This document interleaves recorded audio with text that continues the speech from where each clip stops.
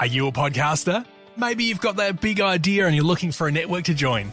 The multi-award-winning Ozcast Network can get your content to eyes and ears all over the world.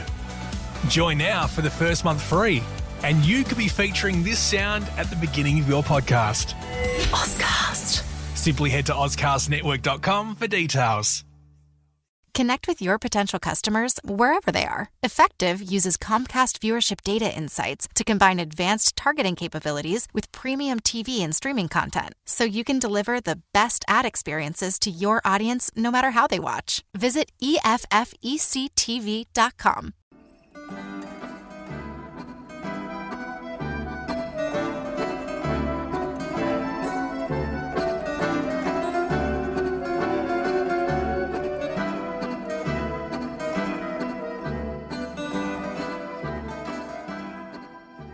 Hello world, you're listening to Strategicon, your window to all things security and foreign affairs. It is Friday, February 3rd, 2017, episode 23. For today's topic, we are joined by Strategicon's podcast co-host and SIA's resident existentialist philosopher, David Olney, and SIA intern, Ms. Shahrezad Ghayrat. Before we get started on today's episode, I would like to remind listeners that Strategicon can be found on iTunes, SoundCloud, YouTube, as well as a link to our podcast on the Sage International Australia website, www.sageinternational.org.au. In today's episode, having survived 14 days of President Donald J. Trump's administration, we ask the question, has America changed irrevocably?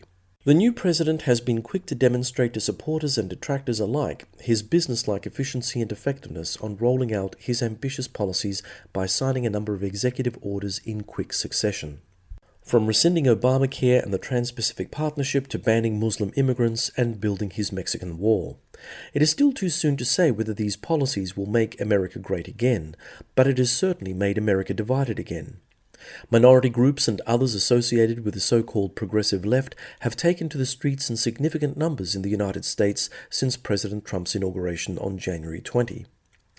Obviously angered at having their elitist representatives dumped in favor of Trump, there is still an atmosphere of discontent among senior and rank-and-file members of the Republican Party who find Trump's approach to politics erratic, vulgar, and uninformed.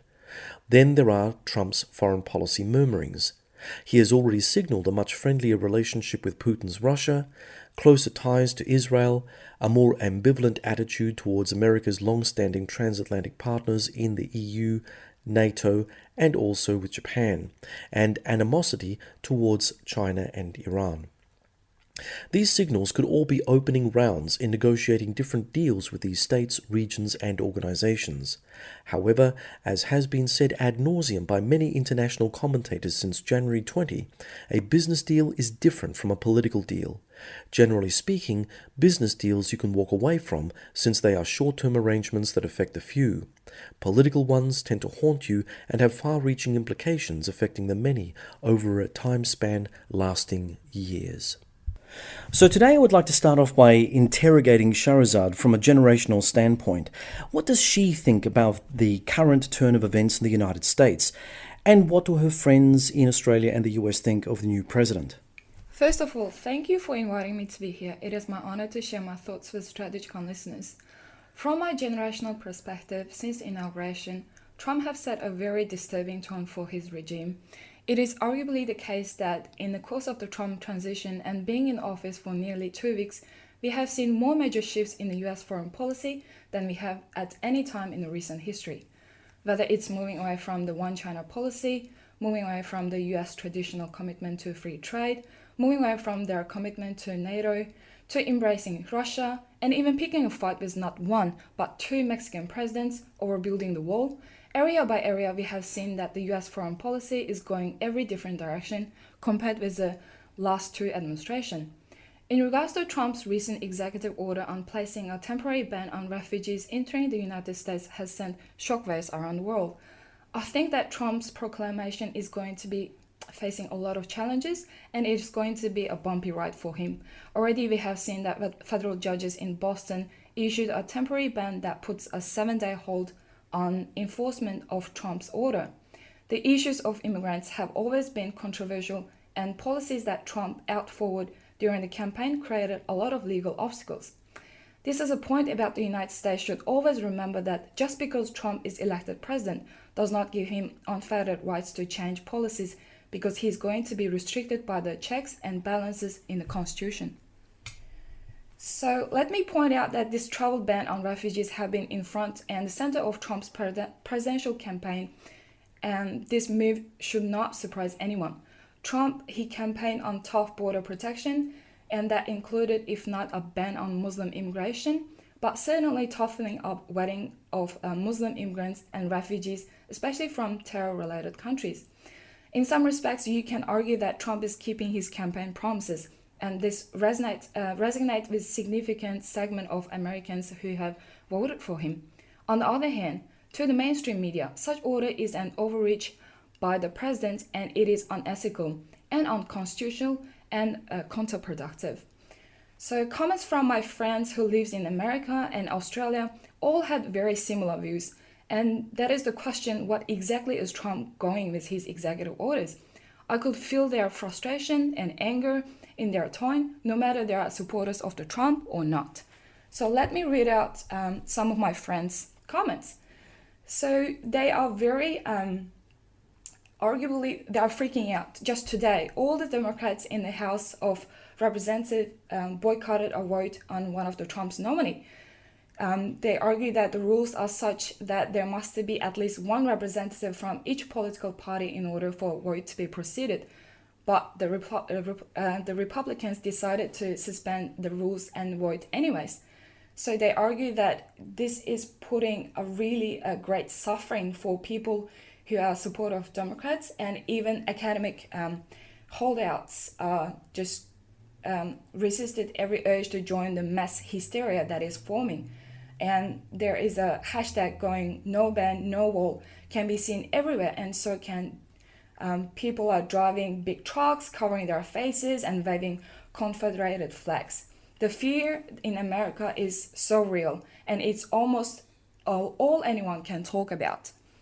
And we have a Trump supporter who have voted for Trump, and she said that even though I voted for him, while I do have my concerns about women's reproductive rights and environment, I don't think that the world will end while he's in office.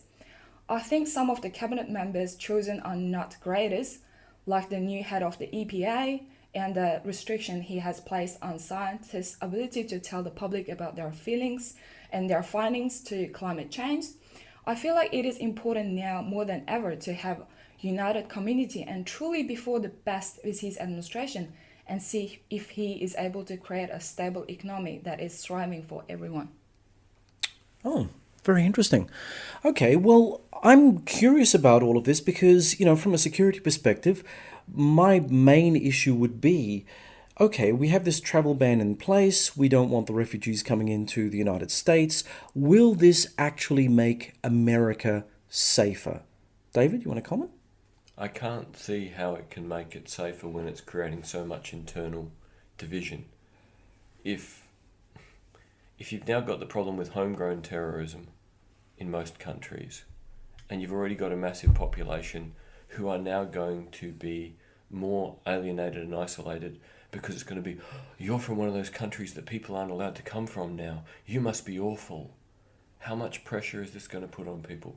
I saw this morning that in New York, it will be, I think, today, their time, 1,000 Yemenis bodega owners are going to close their stores for 8 hours in protest of Trump.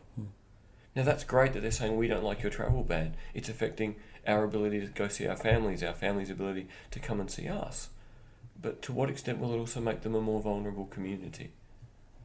And that's my real fear, is that if you apply so much pressure, people will look for the problem internally, even if they think perhaps the external problem has been slowed. The Trump rationale, however, goes one step further. The travel bans that are now being enacted are designed to reduce the likelihood of another terrorist attack on US soil. So again, going back to that kind of more hard-bitten counterterrorism security issue, if America's intelligence community has been on top of the counterterrorism mission since 9/11, So we've had no catastrophic 9/11 style attack on US soil since 9/11. What does Trump bring that's new to the table in terms of counterterrorism to prevent the likelihood of another 9/11 style attack on US soil? The pretense of being medieval. They're saying we're going to have a walled city, and once you've got a walled city, how long is it before you go even further and say now we need to have ghettos? Surely, and everyone's talked about this, there would have to be cells of motivated individuals sitting and waiting for the perfect opportunity. And 6 months from now, when immigration's been limited for 6 months and Americans think they've done something to be safer, wouldn't that be the perfect time to wake up your sleeper cell? But of course, this is a multivariable kind of situation in terms of immigration. Because on the one side, we want to ban certain Muslim states from bringing people into the United States, but we also want to try to restrict the flow of illegal immigrants coming from Central and South America. And of course, we have to then turn to Mexico. Mexico is effectively a state run by drug cartels and corrupt officials. It shares a very long border with the United States.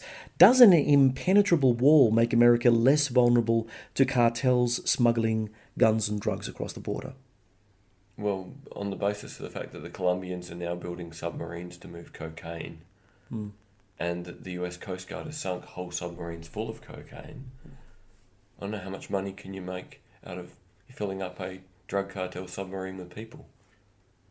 I'd have to imagine that as long as the US has got its ridiculous appetite for drugs, an appetite that makes all other countries kind of look pale, there'll be drugs. You might be able to stop some proportion of people, but in the main you're probably going to stop the people who are just coming to have day jobs. Would decriminalisation work in the American context? Well, let's look at it. We've got multiple states now with legal marijuana and trying to work out the regulations for it. And some states have actually had to give tax money back because the tax windfall has been huge. So if you are in economic decline, legal marijuana is a great earner. Slightly off our topic, but could calm all these Americans down who are having a freak out too. Well, I mean, we have to talk about the drug issue because, of course, Mexico is the source of a lot of the illegal merchandise finding its way onto American streets. And arguably, Trump has conflated legitimate asylum seekers with drug runners, rapists, and other criminals that come over the border on a very regular basis. So, a wall, is that the best that he can do? Or are there other more rational policy options that are available for him, considering the fact the United States has got some major problems? I mean, you've got a population of 330-odd million people, probably twice that many number of firearms, most of which are semi-automatic variants. That kind of syndicate drug lord kind of situation from Central and South America, where Mexico is really the jump-off point for most of it, is a clear national security threat to the United States. How can the United States get on top of this problem without appearing crazy? Maybe at this point appearing crazy is not so bad because it's a project. You spend money, you build something, you man it. Well, actually what you do is put several thousand cameras up and one person eats donuts and looks at a camera. So once you build it, it's not very economically useful. Yeah. They reckon the environmental consequences are going to be really significant. Do you want to destabilise Mexico even more to the point where without the ability to flow drugs and money across and people, the Mexican economy is even worse, Mexican society fractures even more completely? A wall is not going to stop a collapsing country. It might stop people making money out of illicit trade. But what's a wall going to do for making a stable, functional neighbour? Nothing, it seems. I'm intrigued by a conversation I had recently with a friend of mine with regard to Mexico and Mexicans within the United States, and the possibility of cartel sleeper cells lying there waiting to cause all kinds of merry hell in the United States once the wall starts becoming a reality. Do you think that this is even possible? Do you think the cartels have that kind of mindset where revenge is going to be a big issue for them. Oh yeah, Trump can build the wall, but don't worry about that. We've got all these family members over there who will give us support for our little terrorist cells, and we'll go off on a rampage in New Mexico, Arizona, down in the deep southwest, and destabilize a portion of the United States. Is this even a national security issue that the Americans have to worry about? Let's take it a step stranger, and that is we know that Al-Qaeda got involved in drug dealing in Central America, and that it was using it as a source of funding. To what extent is it going to impact on their ability to raise cash for operations? So the most likely sleeper cell to wake up is, I would assume, the Al-Qaeda sleeper cell that's been running drugs, but could just as easily switch to, aggressive kinetic operations. Now, how you find them if you haven't found them yet is beyond me. Because again, if you haven't found them for drug dealing and that's all they've been doing, they're not going to be on your radar for anything else. Well, a meaner, nastier United States that doesn't care about people's civil rights will probably uproot communities in order to flush the bad guys out in a way that a gentler Obama-esque kind of administration wouldn't. So would you not think that being tough on Central and South Americans generally within the United States may net the kind of national security wins that up to this point in time simply did not allow the US government to get on top of the, cartel wars over the border? Or will it drive an even bigger wedge between white and Latino America? Well, that assumes, of course, that whites are monolithic blocks, as are Hispanics, and we know that that's not the case. You've got the people who are in Central and South America, you've got those from Cuba. Arguably, the so-called quote-unquote Hispanic community is riven by division. Again, reality is complex. Trump's explanation of the policy won't be. If it's left to his press people, it will be spun as traditional white America versus Latino scum. And there won't be a distinction, it will be Latino scum. The same way all Mexicans are awful who come across the border. His rhetoric is always awful, and tension is only more heightened. Things are only worse if he keeps using rhetoric that labels whole groups as one thing and one awful thing. It seems the powder keg is only getting more and more full of powder and more likely to have sparks put to it. Yeah, disturbing times. Anyway, just to reflect on the initial question, I'd like to go back to Shahrezad with regard to the ban on migrants from the 7 Muslim countries identified by Trump as being the big issue. Do you think that there is a likelihood of another 9/11 style event if the Americans were not going to be tough on their border control issues? No, I do not think there will be another 9/11 events, but there will be another major events. There will be breakout between, the Muslim immigrants, people from Americans, I guess.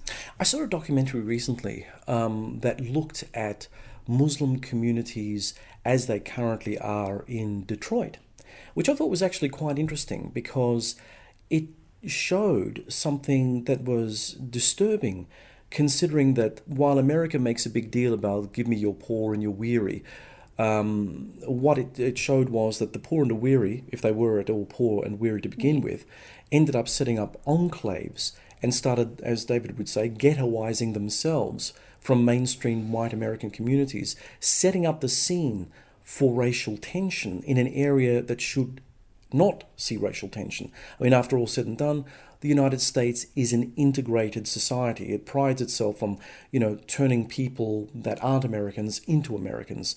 That is the social contract that it has with its migrant community. And up until only recently, it's worked rather well.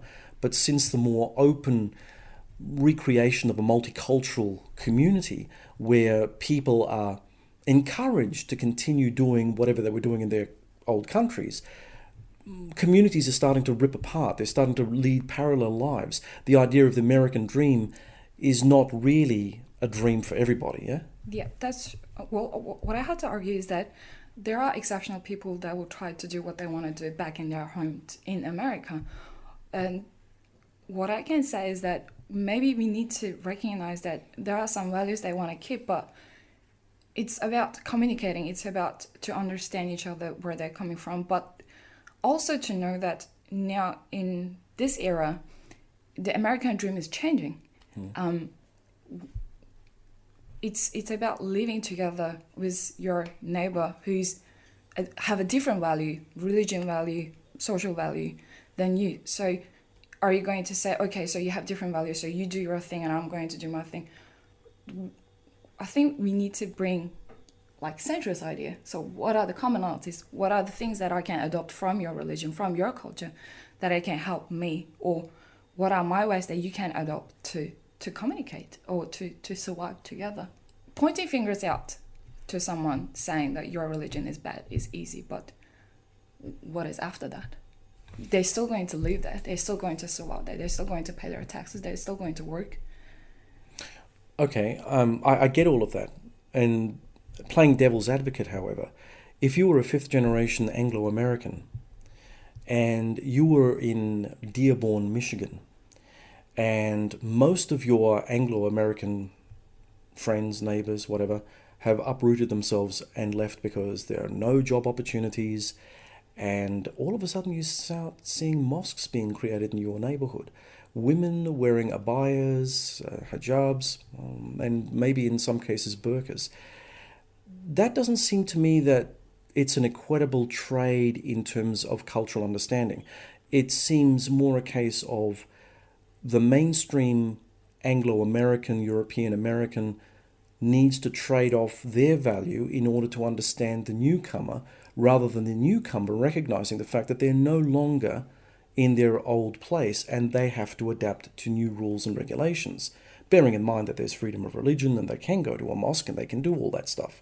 So maybe David wants to comment on that? Yeah, I think to go back to the point, if we're looking for commonalities in the centre, what I was thinking is we can't take the centre of the United States as being common.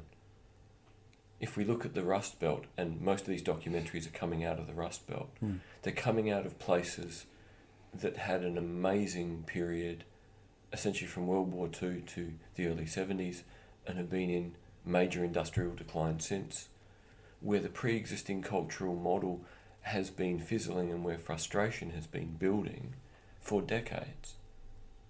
So there's nothing very sustainable about most of these communities that were dying before the arrival of new migrants. New migrants came into these communities because they were cheap and because there was plenty of opportunities to start small business because everything was imploding. Across the Midwest and the Rust Belt, the little businesses that went under 20 years ago, the little dry cleaners, the little corner shops, the little fix-it stores with someone qualified as a technician that went under, are all being reopened by these new arrivals who are living within their own community, because they're not entering anything like East Coast or West Coast sophisticated America. They're entering Trump's heartland, the heartland of the dispossessed.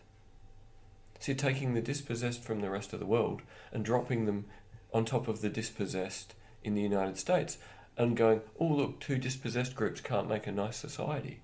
Well, is that really any surprise? No, we play that game here in Australia as well. We've got here in Adelaide, for instance, our dispossessed in the southern suburbs, our dispossessed in the northern suburbs, and what we end up doing is we then also dump the dispossessed from other countries in and among the mainstream in those areas. So don't make a documentary there. Yeah, well, try not to, because they're the black spots. I mean, really, you come into the centre of Adelaide, it's all peaceful, nice and beautiful and all that kind of thing. And as soon as you move a little bit further north or a little bit further south of the CBD or the Central Business District, you start seeing a very different Adelaide, a nastier, more brutish Adelaide. And I think that you'll see that replicated in many so-called Western multicultural settings, which then comes to maybe a little bit off topic, but not really. Is the issue of multiculturalism the problem? Because it doesn't allow people to have a sense of, I'm coming to a new country, it is my social obligation to adapt to that new country and to be seen to adapt to the new country. Or is it a case of multiculturalism is meant to encourage a celebration of everyone's diversity at the expense of mainstream thought. Because by doing that, you really are flying the red flag in front of the bull to a great degree, are you not? Again, this is the problem with Middle America. Is the Rust Belt and the Midwest culturally are very sure about what they are, economically are dysfunctional. So if you drop people in who know how to function as a group, who have a common religion, who have a strong sense of family and community, and they're not made welcome, they're going to make their alternate world. Yep. So getting that collective middle ground, whatever your policy is to make it happen, whether it's multiculturalism, integration, assimilation, is its success or failure is always going to be predicated on the ability for people to find meaningful work, have choices, and have the ability to express themselves and fit in something bigger than their tiny community. So we can't take the economic out of this.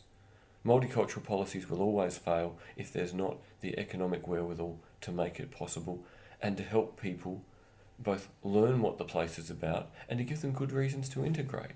You can't just be told to assimilate into a failing economy and a jaded society. Oh, that's absolutely true. Why would you pick that? That's absolutely Picking true. that would be ridiculous. I think we can honestly say that, you know, the policy of multiculturalism has been so badly handled in many Western states because in the West, we dangle the promise of a wonderful lifestyle and jobs, but that has to cut across the stream. That has to mean jobs for locals as well as the newcomers. Because, you know, what's the old saying about the devil, you know, idle hands is the devil's playground. You know, if you aren't busying yourself creating the wealth base for your family, and if you're looking at your neighbor and they happen to be marginally better off than you are in a very bad society, that competitive urge to have what they have can turn into racism. It can manifest itself in all kinds of bad things. So essentially, getting back to Trump and Trump's America, the very fact that he's now going to willingly shake up the stick of this very fragile structure that has been created in the US system, where people do look at each other as aliens. They do look at each other as the other, as opposed to as a compatriot or a future compatriot. And there is no inherent trust. I mean, we can talk about social inclusion all you like. That's a bureaucratic artifice. But trust between people is a visceral thing. I either like you or I hate you. I either trust you or I don't trust you. And if I don't trust you and I hate you, you're my enemy. And it could be my next door neighbor. It could be the guy two doors down. You know, I mean, this is something that breaks societies apart in the end because you're giving too much leeway to people's impulse to be different. I mean, ultimately, we live in a collective community. It's called the nation state. And everyone needs to belong to that nation state for it to function effectively. And as soon as people start peeling off from the center, we end up having right-wing extremism, left-wing extremism, jihadist extremism. Everyone's throwing up their barricades and doing all kinds of bad things to each other. And the idea of the national community gets lost in the mix. Yeah, without an economy to engage in that lets people transcend small worlds to be part of a bigger world. Yeah. The first and most fundamental kind of trust you can have with someone, if there is obvious cultural and political difference, is the reality that you're both functioning in a working economic system where you can trust that you'll pay your bills, they'll pay your bills, you can do business with each other. Yep. You know, it's terrible to agree with Marx. I'm feeling uncomfortable at this point. Fundamentally, at heart, an economic issue. If the economics work, people imagine bigger worlds, they take advantage of opportunities, and they go, I may not entirely understand that person, but I do trust they'll do business in a fair way. You know, we can see that economically, you know, the great successes in multiculturalism occur when things are economically good. Australia had its great successes of the 1960s and the 1970s because there was enough money to fund it. Canada is meant to be the poster child. It had money when the success came. There's got to be something that people can engage in, profit off of, and see value in going, I'm not losing what I am, but I'm gaining the ability to function in this increased and engaging world. Now, Trump's talking about spending money, talking about shutting down, you know, Chinese and Mexican imports. This is meant theoretically to, you know, promote the US economy. Now, maybe he does all that, maybe he doesn't. We can get to this in later questions you've got. But if there is going to be the latitude to spend money to stimulate activity, it needs to be everywhere and indiscriminate. Let's take a break here, and when we come back, we'll look at the broader international implications of the Trumpocalypse.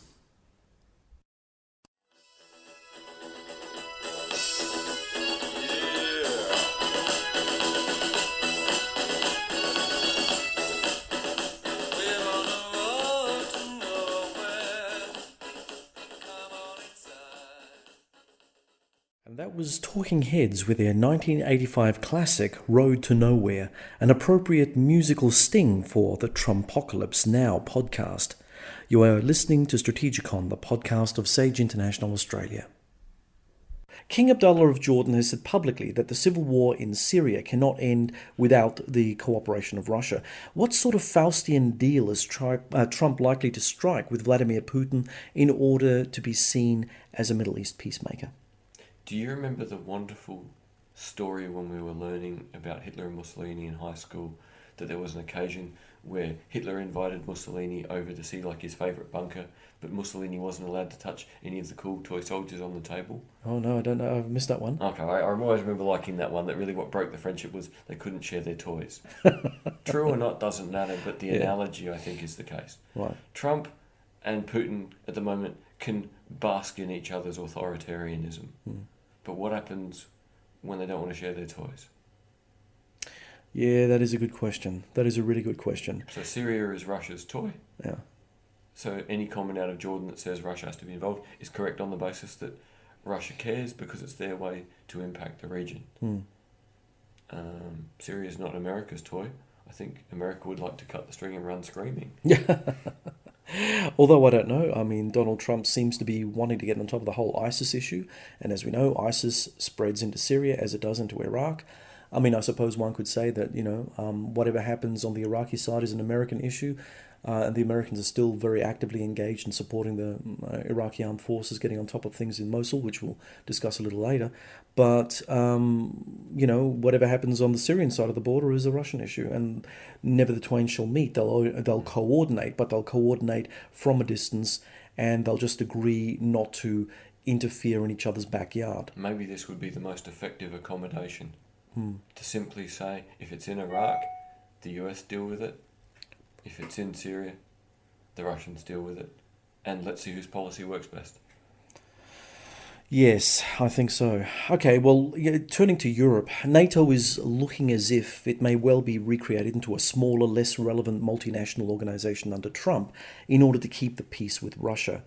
Can the European element save the organisation from a slow, withering end by pump-priming their military forces and taking the military lead? Has Europe been too dependent on US goodwill and too emasculated to act in its own collective interest? It's certainly scared of its own shadow as a consequence of a terrible history of killing each other. You would hope that, as a consequence of being more active in Ukraine, that it's more than likely that at least the Central Europeans and maybe the French could become more motivated. The Finns have certainly got problems with the Russians now. The Swedes do. This doesn't directly affect NATO, but it's Europeans realising that if they can't put up a credible security alternative, Russia will just keep taking liberties. Closer to home, in our particular region and a little bit further afield, China and Iran seem squarely in Trump's crosshairs. Is war with either likely, and if so, what would the international repercussions of this be? Okay, I think China is interesting in that they seem to be dealing very, very well with Trump's first 2 weeks. They seem to just be getting on with China business as usual, making sensible comments in the media, getting on with normal policies. And that's really interesting because, if Trump's real interest is actually economic power is what matters to him, then there should definitely end up being a trade war. Which then has the potential to also mean that the rhetoric coming out of the Trump camp aimed at Germany is very interesting. Because normally Germany would be the ally in Europe that's doing probably more heavy lifting than anyone else there, yada, yada, yada. Whereas this week it's been, well, economically you're a problem for us. Is that because Angela Merkel cozied up to Obama the other day? No, I think it's genuinely because Trump sees power as economic. Yeah. In a sense, we're returning to an era where the idea of empire is, where do I have economic influence? Where can I exact the outcome I want by how I apply resources and extract resources? That the big stick of the military is still useful, but the idea of old alliances is very different. So Japan and Germany got the amazing support they got. They got America being importer of last resort to help rebuild them, so there were bulwarks in East and West against the Soviet Union. In a sense, creating the two economic powerhouses out of which money flowed to the United States. Well, Trump likes the money that flows, but now he also needs and wants genuine economic activity in the US to grow, which means you have to do something about the biggest economic producers, Germany and Japan and China. You know, after World War II, there was the whole Bretton Woods system that took place, and the economy of the world, especially the West, took off in ways that were perhaps quite unexpected to those who sat around the table and drew up the deals.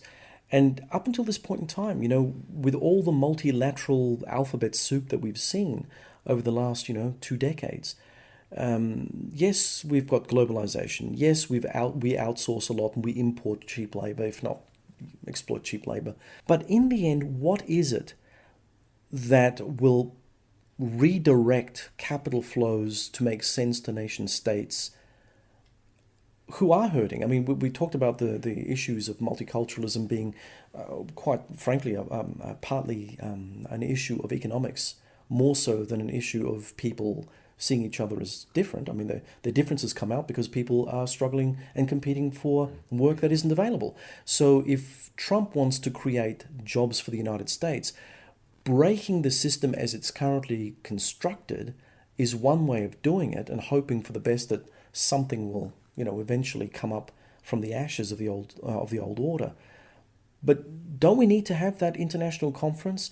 Do we not need to have the kind of quality statesmen necessary to come up with a better way forward for everybody? Or is that train left the station? I would argue that train's left the station, and I'll sort of refer listeners here to Yanis Varoufakis, and I apologise for saying his surname probably incorrectly. Really important book, The Global Minotaur, where he essentially outlines that the great economic advantages of the post-World War II era were built on an unsustainable system. That there was nothing wrong with the state being involved in providing important things like energy and telecommunications and infrastructure. That it wasn't the problem of the mixed economy. The problem was, and Keynes warned about this at the conference you were talking about. Keynes warned that if we rely on a system where everyone makes stuff but money flows back to America, eventually you will destabilise the system. And the system's been destabilised now for decades, where the Germans and the Japanese make huge amounts of money and then invest it in the US because of the level of return they can get there with a speculative and essentially unproductive economy. China has taken up the same role of the money it makes, huge proportions of it get invested in the US because that's where the capacity for long-term speculative earnings that are reasonably stable, far better than anywhere else. So what we have is a world that makes stuff and then pours the money towards America, and that is ruinous. On top of that, we have the Europeans creating a currency that means no one can devalue their currency or change their trade relations. So unless you are Germany and you're the one pumping the goods and services into Europe, it becomes this massive destabilising system. And Varoufakis may not be entirely correct in the Global Minotaur. Maybe there's bits where he overestimates. But what he clearly lays out is the economy we had from 1945, through to Nixon breaking the remains of the gold standard in the early 70s, was a wonderful period of artificial economy. But we now have the machine running without anyone controlling it. That is potentially as devastating for Germany as it is for America. That interestingly this year, China has started pulling money out of America faster than it's ever done before, which is really interesting because people didn't think they'd do it this early. And we essentially see the Japanese, they'll very soon be in their third decade of recession. How can you be a massive economy and be in a recession for over 2 decades? going on to a third decade. And it's actually quite amazing because, I mean, they are an innovative power, and we hear our Australian Prime Minister Malcolm Turnbull always talking about how important it is for Australia to be innovative. And yet, to the north of us, our second most important trading partner, Japan, is arguably still one of the most innovative countries in the world. And yet, as you rightly point out, third decade of recession. I mean, there are some significant problems with the way the Japanese economic model is run. And it seems that I can't imagine Trump sitting down and reading Varoufakis's book, explain it, or having a team that would go, okay, the world economy's changed. We've got enough economists now saying that the old models don't strictly work anymore. We do need a new, carefully considered model. What we knew, what we seem to see under Trump is that we will quite possibly get a new economic model started by, a kick to the genitals.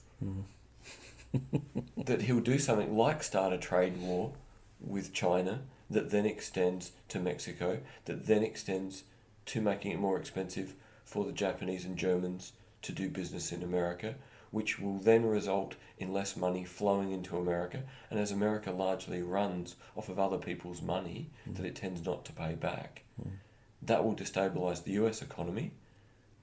Now look what happened when the Greeks threatened not to pay money back. The world just about had a fit. Yep. Well, imagine if Trump's America said, no, look at all the stuff we've done for you with security. We're just going to keep your money. Yeah. How crazy could it get? Without anyone really understanding how it started or how it can end. So we're certainly on the edge of potentially a new way of structuring an economy, and it needs to be structured in a new way. But there's no chance at the moment, it seems, of getting the careful way there. What we're likely to get is the trade war, then affecting major cash flow, then affecting how much money the Americans have to spend, then the Americans going, we still have large amounts of weapons, and how can we use force instead of trade? And then it's on for young and old. So talking about force, in the ongoing struggle in Mosul in Iraq, a campaign to liberate the city from ISIL rule has been grinding and slow, partly to do with stiff ISIL resistance in the city, partly because Iraqi security forces are still not up to full battle readiness. What do you think Trump's America is going to be doing in terms of its position over Iraq? Okay, now I'm going to sort of show my colours. Lots of things Trump's done in the last fortnight I may not like, but I'm able to shrug them off and go, it's bad, but it's not going to end the world. It's not going to make the world worse forever. It might make it worse while he's president, and then someone will put better policy back in. It's actually over Mosul that I really think Trump is potentially the most dangerous in an important way. The Obama administration took the slow, build-up local capacity approach to working with the Iraqi military, and it's starting to pay dividends. The Golden Brigade turn up day in, day out for awful house-to-house fighting.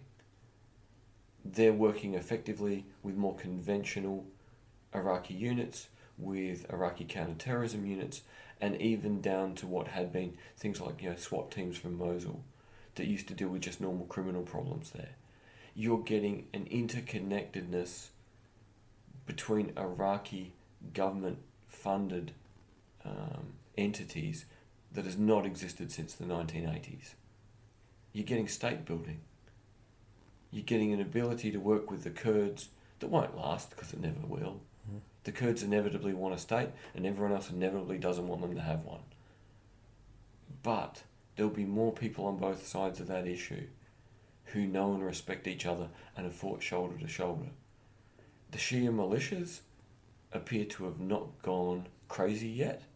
This is good. And the more time that they don't go crazy, the more there is a potential for saying maybe there is the capacity for some sort of very careful accommodation across the sectarian divide in Iraq. Okay, I'm going to have to stop you here, David, because there's one thing that I need to ask, and that is how much of this is Iran's doing, because Iran's influence in Baghdad is pretty significant, and how much of this is Iraq's indigenous doing and how much of this is America's influence over Iraq. So what I'm trying to get at here is that, yes, you may be right that there is this new sort of nation-building project going ahead, but surely from an Iranian perspective, they can't deal with a fractured Iraq that much longer. They need to have a stable neighbor. And having a stable, unified Iraq, in spite of the fact that the borders didn't make sense when the British ran the place, didn't make sense much when the Turks ran the place, and still don't make much sense in the modern sense, they are the best borders to defend Iran from. So is it the Iranians that are pushing this national building project, or is it something that we're not seeing? I would argue that it's a mix of all three, and I have no idea what the real mix is. But to me, the danger at the moment is if Trump pushes to finish in Mosul quickly, which will involve using JSOC properly, letting JSOC off the leash, that very quickly you could take Mosul and in doing so destabilise everything that's been achieved, immaterial of who's achieved it. Well, if the Trump administration thinks that Iran's hand is behind everything that's going on within Iraq, then, and Trump believes that Iran is an enemy, a strategic enemy that needs to be defeated, and there are some people very close to him in his cabinet who also believe that. The likelihood of everything spiraling out of control at some point is actually, we're close to the tipping point now, surely. Absolutely, which is why going slow in Mosul is so important. Because if Trump was to decide, let's take this quickly, then that's over, then there's a vacuum, and the only logical people to step into the vacuum are the Iranians. So every month that passes that the Iraqis take more responsibility for shaping their own security future means there's something at least to hold Iraq together and to not make it a vacuum that the Iranians can fill. So this is the one that really, Mosul is not about ISIS. Mosul is about Iraq, Iran, the stability of that entire region, and whether Trump can conceive of such a big picture or act in a way that keeps all those chips in play. That's where I'm really worried. This is where he can do something that can't be fixed in someone else's term. He can break Iraq well and truly, and I think finally this time. 2003 to 2010 was bad enough. But if to go in now, take a city, create a vacuum, pull out and leave a disaster. 2011, Obama limited immigration and movement from Iraq to the US to try and make the point to the Iraqis, get back in the game. Start running your state properly. Start rebuilding things properly. What we've got now is the Iraqis are getting closer than they've got for a long time to doing something positive, and now they're being treated like the bad outsiders. It's ludicrous. A big thank you to our special guest, Ms. Shahrezad Ghayrat, and thanks for listening to this episode. We hope that you'll join us for our next exciting adventure through the world of geopolitics. Remember that you can subscribe to Strategicon through iTunes, SoundCloud and YouTube, and please like us on the Sage International Australia Facebook site and follow us on Twitter. We're always looking to pass on the most interesting information on international relations and security to our social media followers. And until next time, goodbye from me, John Bruni. Goodbye from me, David Olney. Goodbye from me, Shahrezad Ghayrat.